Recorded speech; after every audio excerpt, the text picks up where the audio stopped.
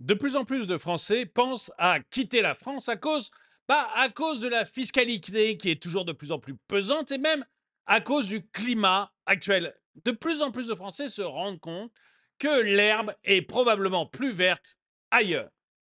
Bonjour et bienvenue dans cette nouvelle vidéo de DME en direct. Comme toujours, si vous n'êtes pas abonné, je vous suggère de le faire et de cliquer sur la cloche pour être prévenu lorsque je sors une nouvelle vidéo. Et si vous voulez aider la chaîne, c'est sur la boutique de la chaîne que ça se passe, mais je vous en parle en fin de vidéo. On a de plus en plus un exil fiscal qui est en train de prendre forme en France. En fait, les gens en ont marre, en ont de plus en plus marre de ce racket qui est organisé par l'État. On a d'un côté un climat d'insécurité, on a d'un côté un mal-être qui se développe de plus en plus en France. Et puis de l'autre côté, on a un État qui gère l'argent des Français absolument n'importe comment, qui découvre de plus en plus de déficits un peu partout et dont la seule réponse est de nous taxer. Vous allez voir plusieurs chiffres que j'ai découverts en préparant cette vidéo et qui sont absolument délirants et qui montrent à quel point l'État vous en prend de plus en plus. Et ce que j'aimerais vous montrer, c'est à la fin de cette vidéo surtout, je vais essayer de ne pas la faire trop longue cette vidéo, mais c'est de voir ce que je vois de plus en plus moi sur, Twitter et sur les réseaux sociaux, c'est-à-dire un véritable appel qui est fait aux retraités ou alors qui est fait à ceux qui gagnent un peu d'argent, de partir ailleurs. Parce qu'ils n'auront plus ce climat détestable que l'on a de plus en plus en France et surtout, ils n'auront plus ce poids de l'État qui devient de plus en plus gigantesque. Je vais vous montrer un premier exemple du poids de l'État.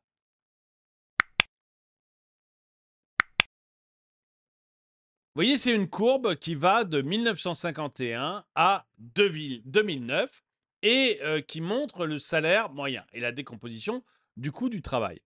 Vous voyez qu'en 1951, jusqu'à à peu près la mort de Pompidou, eh bien, entre le salaire brut et ce que recevait le salarié, il y avait relativement peu d'écart. C'est-à-dire, grosso modo, vous perceviez votre salaire brut. Et puis, il y avait une part employeur qui, elle, n'a pas arrêté d'augmenter, mais qui restait raisonnable, hein. C'est ce qu'on appelle les charges patronales. Et puis, regardez ce qui se passe depuis 1981, c'est-à-dire depuis l'arrivée de Mitterrand au pouvoir. Eh bien, vous voyez qu'entre votre salaire brut et votre salaire net, eh bien, l'écart est de plus en plus grand. Mais entre le salaire brut et ce que paye l'employeur, les charges sociales, l'écart aussi grandit. En fait, ce que l'on voit clairement sur cette courbe, c'est que vous, finalement, votre salaire net, il évolue très très peu, hein, entre 81 et 2009. Je pense qu'on peut largement prolonger la courbe jusqu'à aujourd'hui. Mais votre salaire net, il augmente très très peu. Le salaire brut, lui, il augmente fortement. Donc, le salaire brut, vous êtes de mieux en mieux payé, sauf que l'État vous en prend de plus en plus. Et alors, ce que paye l'employeur, ça devient absolument gigantesque. En fait, la part de l'État est de plus en plus importante dans vos revenus. L'État vous en pique de plus en plus. Cette courbe, elle est impressionnante, vraiment impressionnante, parce qu'on voit que vous êtes de mieux en mieux payé, que vous coûtez de plus en plus cher à votre employeur, mais que vous, en fait, vous ne recevez pas un penny de plus. Vous êtes, votre revenu, il stagne. Alors que vous êtes de mieux en mieux payé et que votre employeur, vous lui coûtez de plus en plus cher. La différence, c'est l'État qui se sucre. C'est l'État qui prend de l'argent sur votre dos. Ça, c'est une première courbe que j'ai trouvée mais merveilleuse et que vraiment tout le monde, mais tout le monde devrait voir. Ensuite, ce que l'on va voir, c'est que non seulement l'État, il se sert de plus en plus sur votre dos, il prend de plus en plus d'argent sur votre dos, mais en plus, là, vous avez découvert qu'il y avait enfin vous avez découvert, nous avons tous découvert que l'État, le gouvernement nous avait menti ou avait caché des choses. En tout cas, c'est ce que pensent les sénateurs, c'est ce qu'ils ont dit, et c'est de plus en plus ce vers quoi on s'oriente. C'est merveilleux d'ailleurs parce que dans une entreprise, vous truquez vos comptes, vous mentez à vos actionnaires, c'est la prison. Hein, le résultat, si vous truquez vos comptes, si vous mentez à vos actionnaires, vous allez en prison. Eh bien, dans l'administration, le gouvernement peut truquer les comptes, peut mentir au Parlement. C'est en tout cas ce que disent les sénateurs. Encore une fois, c'est pas moi. Les sénateurs disent qu'on leur a menti. Et sans dire truquer les comptes, ils disent il y a eu des arrangements de fait. Au gouvernement, on peut truquer les comptes, mentir au Sénat, mentir à l'Assemblée nationale pour 100 milliards d'euros et il se passe rien. Il n'y a personne en tôle.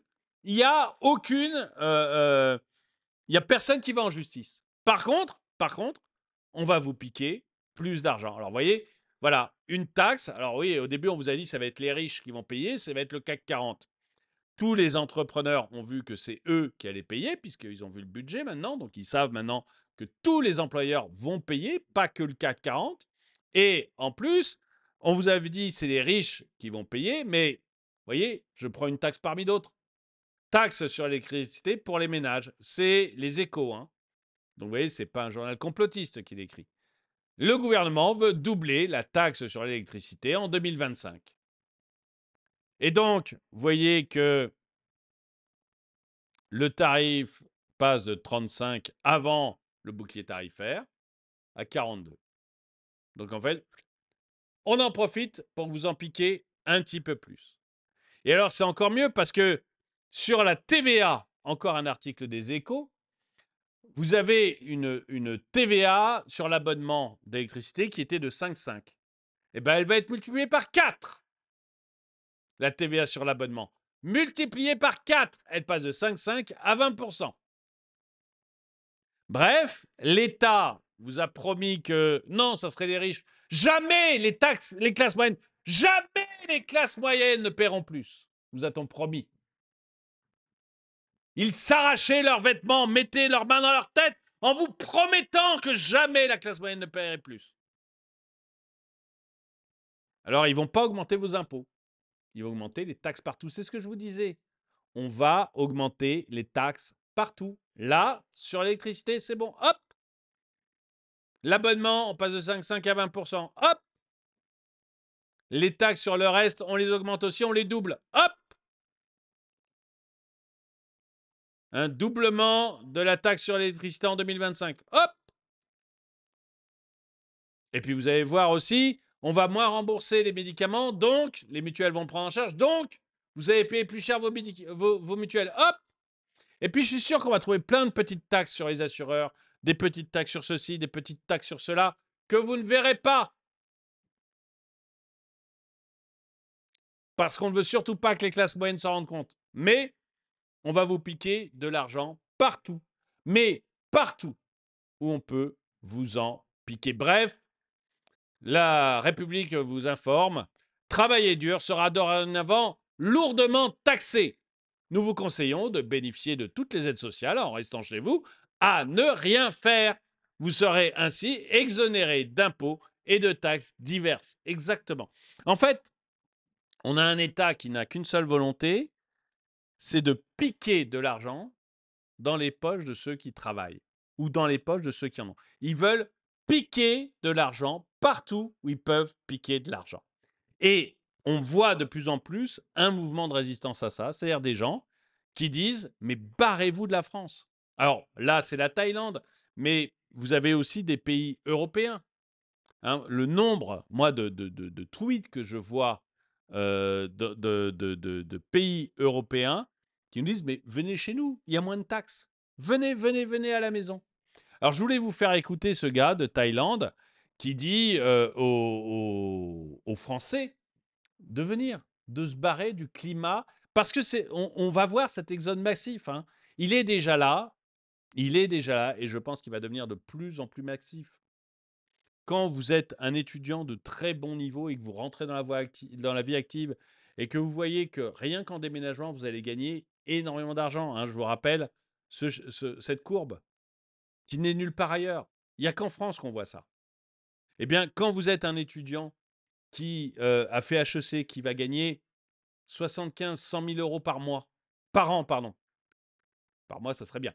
Mais par an, bah, vous dites, attendez, je quitte la France, je vais en Angleterre, je vais en Allemagne, peut-être en Thaïlande, qui sait, mais je vais en Angleterre, en Allemagne, aux États-Unis, et mon salaire net, hop, il va remonter quasiment au salaire brut, à ce que paye l'employeur. Quasiment.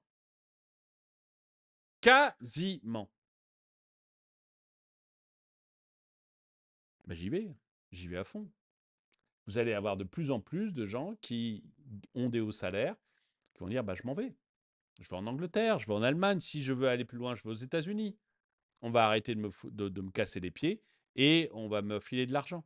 Alors, enfin, je vais gagner mon argent plutôt. Pas qu'on va me le filer, c'est qu'on va me le laisser. Et puis, si vous êtes un peu plus âgé, peut-être à la retraite, ou que vous êtes un indépendant comme moi, par exemple, quelqu'un qui travaille sur Internet, vous avez la Thaïlande, vous avez d'autres pays européens qui taxent extrêmement faiblement et qui vont vous foutre une paix royale. Et là, la Thaïlande, vous allez voir, il en parle surtout pour les retraités et pour les indépendants comme moi. Je ne suis pas en Thaïlande, hein, j'y ai même jamais mis les pieds, j'irais volontiers, mais enfin, peut-être pas y habiter. Non, pas y habiter, mais j'irais volontiers visiter, mais j'y ai jamais mis les pieds pour le moment. Mais regardez ces arguments, moi je trouve qu'ils sont hyper audibles. Hyper audibles. Vendez vos biens, vos maisons et cassez-vous, venez ici. Ah ouais, barrez-vous de la France, c'est maintenant ou jamais parce que ça pue, ça craint. La vie, elle est douce ici, elle est vraiment douce. Vous êtes libre, c'est la liberté. Et non, moi je conseille aux retraités, aux gens qui ont un peu d'argent ou quoi, que allez, barrez-vous, cassez-vous, venez en Thaïlande. Ouais, faut fuir l'Europe, faut fuir la France, quoi, c'est bon. Quoi. Parce qu'une fois que t'as tout fini de payer à la fin du mois en retraite, que t'attends et tout, et que t'as trimé toute ta vie et que tu vois que tu galères en tant qu'ancien, c'est pas possible. Donc prenez vos retraites, faites les papiers et venez ici ou quittez la France, barrez-vous. Vous êtes en train de profiter du soleil, des noix de coco, de la bonne nourriture, la bonne vie, les massages, tout, il y a tout. Ici, tu te loges pour pas cher, tu manges bien, il y a tout ce qu'il faut, il manque de rien. Les hôpitaux sont super. Vendez vos biens, vos... Oui, parce que les hôpitaux sont super. Enfin, vous voyez, il y a plein de pays hors de France où les hôpitaux sont au niveau, hein. On vous a fait croire pendant des années que vous payez extrêmement cher vos charges sociales, notamment, parce que vous aviez le meilleur système de santé au monde. Et puis vous êtes aperçu avec le Covid que ce n'était pas vrai. Alors ceux qui avaient déjà habité à l'étranger, moi j'avais habité aux États-Unis déjà, je savais que ce n'était pas vrai qu'on avait le meilleur système de santé au monde. Ceux qui avaient habité à l'étranger le savaient, mais on arrivait encore à le faire croire aux Français. Et puis avec le Covid, tout le monde s'est aperçu que c'était faux. Et là, actuellement, on voit qu'on a des services d'urgence qui sont fermés l'été. Fermer des services d'urgence dans les hôpitaux l'été. On sait qu'on a des hôpitaux qui sont complètement à la ramasse. On le sait. Ben, je peux vous dire que c'est pas pareil dans tous les pays, hein. C'est vraiment pas pareil dans tous les pays. Vous avez maintenant, la France a complètement décroché. Donc voilà, vous avez des gens comme ça qui vous proposent la Thaïlande. Lui, c'est la Thaïlande, mais vous avez d'autres pays qui vous sont proposés. Moi qui suis en Thaïlande depuis plusieurs années, je dis stop. La France doit se développer. La France doit se développer et arrêter d'envoyer des migrants en Thaïlande. En plus, les Français ont une culture et une religion différentes et veulent continuer à vivre à l'européenne. Chacun chez soi. J'aime beaucoup ce tweet, mais c'est assez vrai. Mais bon. Du coup, il quitte le navire. Seriez-vous resté à bord du Titanic? Moi, je suis d'accord. Il y a un moment, vous voyez, j'ai voté pendant des années. J'ai voté pendant des années. Je crois que j'ai commencé à voter à 18 ans et je crois que je me suis arrêté il y a à peu près 5 ans. Mais j'ai voté là pour les européennes. Je me suis fait avoir. J'ai voté pour les européennes et législatives. Je vois bien que le vote, ça ne sert à rien. Ça ne sert à rien. J'ai dû voter pendant 20 ou 30 ans de ma vie. Ça n'a rien changé. Rien du tout. Vous avez voté. Vous avez voté. Est-ce qu'il y a eu un truc de changé en Europe? C'est toujours Ursula qui est la patronne. Et la composition du Parlement européen est quasiment le même. Est-ce que ça a changé? Vous avez voté aux législatives. Est-ce que ça a changé quelque chose? Vous avez parmi les ministres actuellement, la majorité est macroniste. Des ministres actuels. La majorité est macroniste. Alors que Macron s'est pris la fessée du siècle. Mais la majorité des ministres sont macronistes. Notre Premier ministre, je l'aime beaucoup, Michel Barnier. Enfin, je l'aime beaucoup. Je trouve qu'il est classe. Donc, il est classe, il est marrant. Donc, j'aime beaucoup ce genre de personne, si vous voulez. Mais en centriste mou, on ne peut pas faire plus. En centriste mou, on ne peut pas faire plus.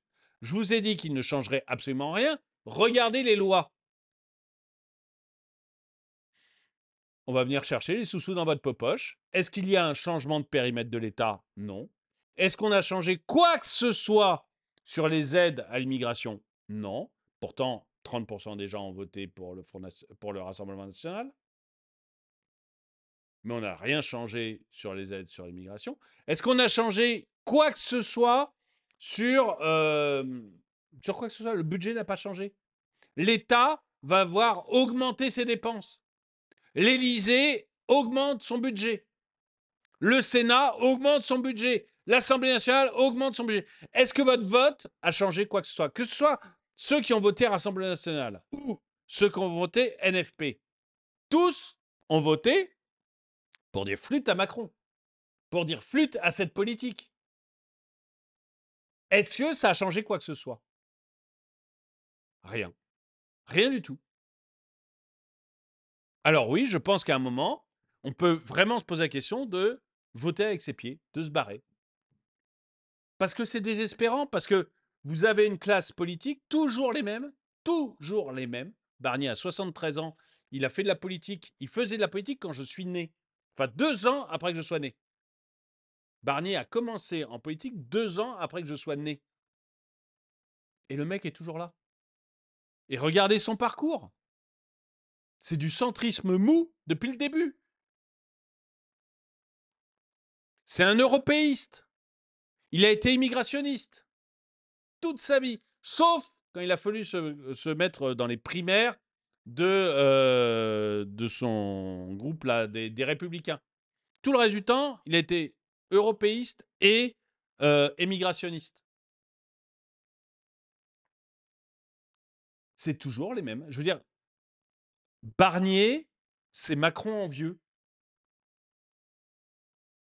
Votre vote n'a servi à rien. Donc oui, je pense qu'à un moment, on peut... Et encore, que ce soit le vote NFP ou le vote Rassemblement national. Dans les deux cas, on avait un non radical à ce que voulait Emmanuel Macron. Le résultat, c'est qu'on a un Premier ministre Macron compatible et que la majorité des ministres sont macronistes. Il y a 41 ministres, on vous demande de vous serrer la ceinture, mais à côté, l'État, Emmanuel Macron, le gouvernement, l'Assemblée nationale, le Sénat vont augmenter leur budget. Mais vous devez vous serrer la ceinture. Ni au NFP, ni au Rassemblement national, on a voté pour ça. Voter ne sert à rien. Donc oui, quitter le navire est peut-être la seule solution.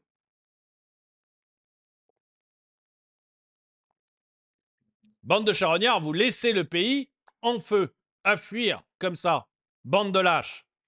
Mais quelle est ta solution exactement? Moi, j'aimerais savoir quelle est votre solution. Si vous n'êtes pas d'accord avec ceux qui s'en vont, j'aimerais savoir quelle est votre solution. Continuez à voter? Ça fait 50 ans 50 ans qu'on a les mêmes. Encore une fois, Barnier, il était là 2 ans après ma naissance. Il a commencé la politique en 76. 50 ans qu'on a les mêmes, des énarques tous. Quoi que ce soit que vous votiez, ils font leurs lois comme ils veulent. Vous n'avez pas voulu de l'Europe. Barnier vous a mis l'Europe. Barnier était parmi ceux qui ont créé le nouveau traité là de Sarkozy. Vous avez voté massivement contre l'Europe. Juste après, Sarkozy vous remet le même traité avec des changements dans les virgules. Parce que quand vous votez mal, il change les choses.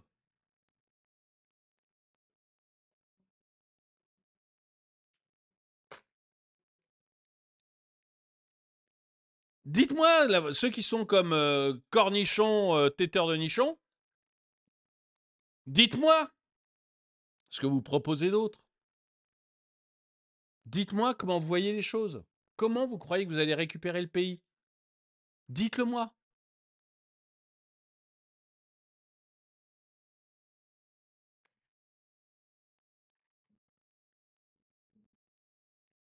C'est pas cher pour l'instant. Si les retraités viennent s'installer, les prix vont forcément augmenter au détriment de la population locale. On verra bien à ce moment-là, Marie. Ça fait longtemps que le mouvement s'est déclenché. Même l'argument de la carte vitale ne tient plus.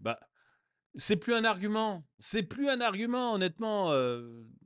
Voyagez, vous allez voir.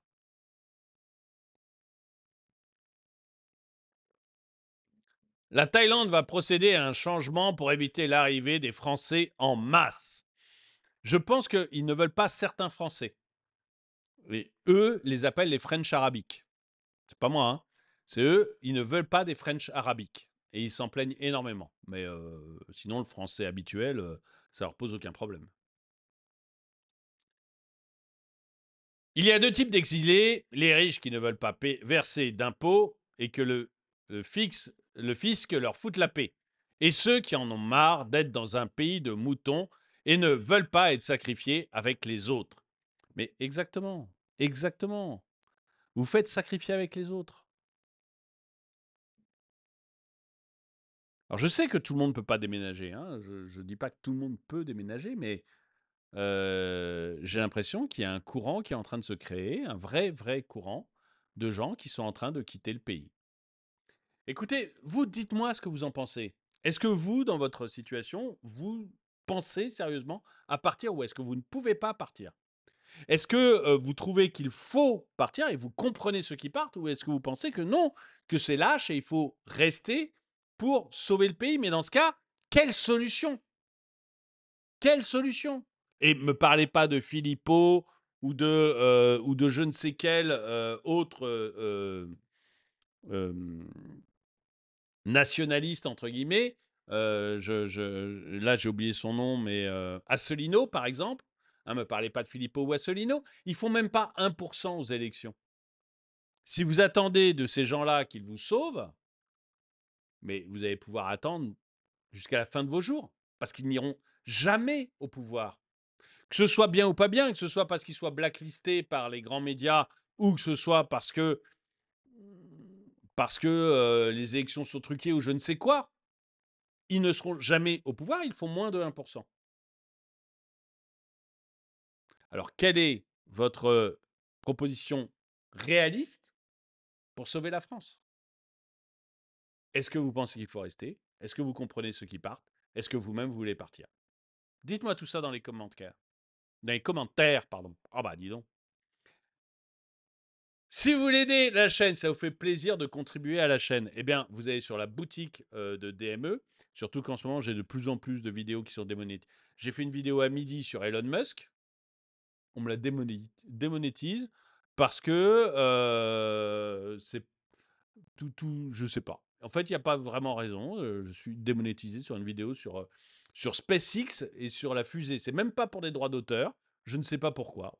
Mystère. Peut-être un mot que j'ai dit dans la vidéo, j'en ai aucune idée. Mais donc, si vous voulez aider la chaîne, si vous voulez contribuer, et que vous le pouvez, hein, je pleure pas non plus sur mes revenus, faut pas exagérer, mais si vous voulez aider la chaîne, si vous le pouvez, vous n'hésitez pas, c'est sur la boutique, vous allez trouver des polos comme ceux-là, des sweats, vous allez trouver des mugs comme ceux-là, vous allez trouver en fait plein de vêtements de sport ou des vêtements classiques pour hommes, femmes, enfants et pour bébés. Donc n'hésitez pas, c'est vraiment de la bonne qualité. Et puis, si vous voulez juste contribuer ou montrer juste votre soutien, vous achetez un sticker, vous achetez un magnet. Ça représente une toute petite somme, c'est presque rien. Vous, ça vous fait un souvenir de DME. Et moi, je me sens soutenu. Donc voilà, c'est même pas pour la somme, c'est que je me sens, parce que sur un sticker, j'ai gagné 1 €, mais voilà, c'est pour le soutien que vous apportez, si ça vous dit, si vous avez les moyens et si ça vous fait plaisir. Quoi qu'il en soit, merci d'avoir regardé la vidéo. Mettez-lui un pouce vers le haut, commentez-la, partagez-la. Merci à tous ceux qui me soutiennent donc. Et moi, je vous dis à très bientôt.